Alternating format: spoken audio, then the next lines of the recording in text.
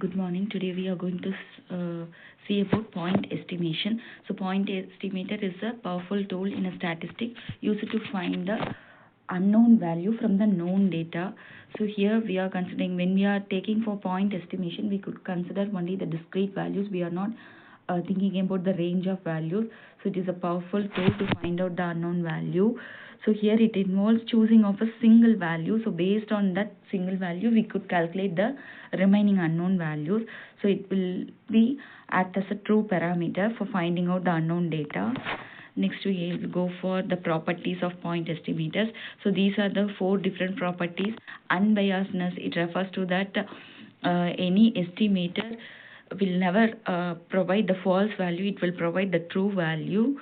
So this is unbiasedness. Then consistency, it means how much accurate the value, the unknown value which is calculated from the known parameter, known point estimator, so that we could have consistency among it. And it is also an efficient method to find out the unknown value from the known true value. The next, it is sufficient to contain all the information.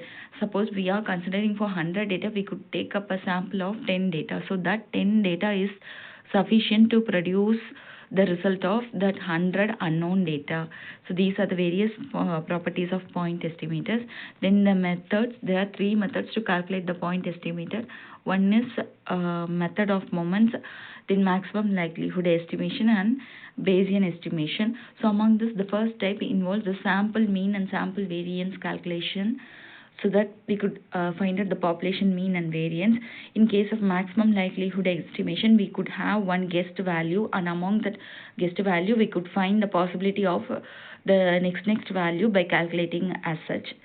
The next Bayesian estimation, it involves, we will have a belief that the observed value must be the expected value, and it will be the true value and the final solution of the problem. So in this way, we could have 3 different methods to calculate the point estimators. The next formula to point out the point estimators. First thing is sample mean. As we all know, mean is the considering all the observations, adding up and dividing by the total value. Here it is also the same. Then sample variance, it means variance, that is each and every observation will get subtracted from the mean value, and the entire total will get divided by number of observations minus 1. So these are 2 different formula to calculate the sample mean and sample variance. The next is example.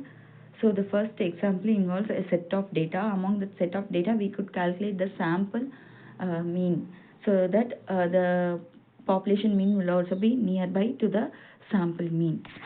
So these are the calculations. We are adding up all and we are dividing by the total sum. The next is sample variance calculation. Here we are having so much of values. We are finding out the mean, and we could separate each and every data from the mean value and taking square root. Then we should divide by the total number of value minus 1, so that we could get the sample variance, which is closely related to the population variance. So thank you.